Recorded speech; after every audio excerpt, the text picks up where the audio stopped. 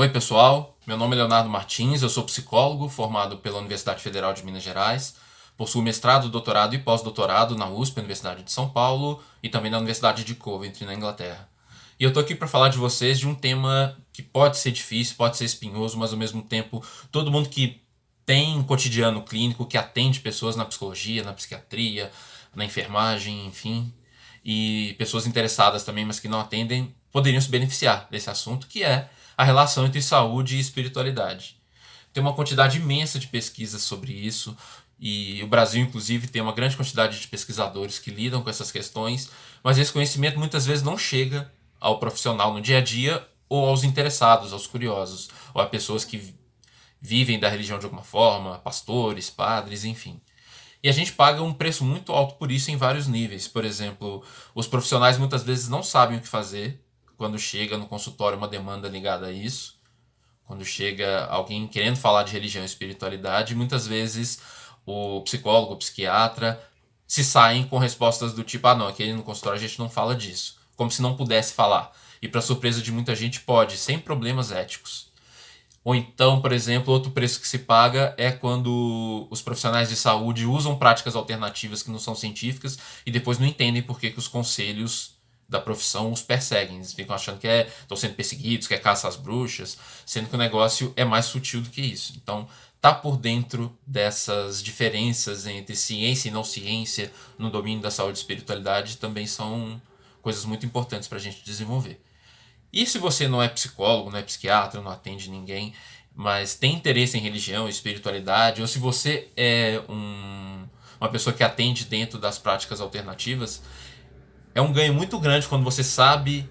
trazer o conhecimento científico para esses domínios. Por exemplo, se você é só um curioso, às vezes você pode ter aquela impressão de que certas religiões têm a ver com um problema mental ou com alguma coisa assim, ou com falta de inteligência, como algumas pessoas fora desse domínio às vezes acreditam, e a situação não é assim, ao mesmo tempo que você também não é obrigado a cair no extremo oposto de validar tudo que é dito nos sistemas de crença espiritualistas e religiosos para justificar as curas que acontecem, os fenômenos interessantes que acontecem, e dá para fazer tudo isso de modo científico, desde que você saiba colocar os pingos nos is e definir tudo no seu devido lugar, entendendo que as experiências religiosas e espirituais também são vivências subjetivas. Então tudo isso tem uma bagagem científica enorme sendo produzida sobre isso, especialmente no Brasil também, mas na Europa e nos Estados Unidos em parceria com a gente. E está na hora da gente tirar esse atraso que o Brasil tem em relação a esses temas, porque o pessoal lá fora, nas formações em psicologia, na Inglaterra, quando eu estive lá, por exemplo, você já entra para a faculdade estudando essas coisas, enquanto aqui no Brasil os psicólogos e psiquiatras e enfermeiros acham que nem se deve falar do assunto, ou que a psicologia não está interessada sobre isso. Você sabia, por exemplo, que boa parte da psicanálise foi derivada dos estudos de Freud sobre experiências espiritualistas? Isso é um lado B da história que você não aprende na faculdade, e é verdade, tem uma série de provas em vários níveis de que esse tipo de coisa aconteceu.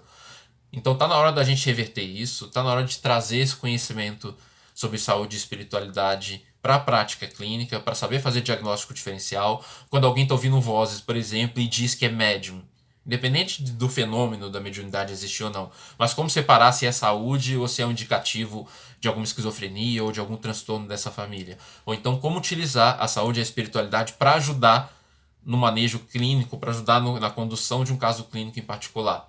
Tudo isso a gente vai ver com calma na formação em saúde e espiritualidade que está sendo fornecida no CESD,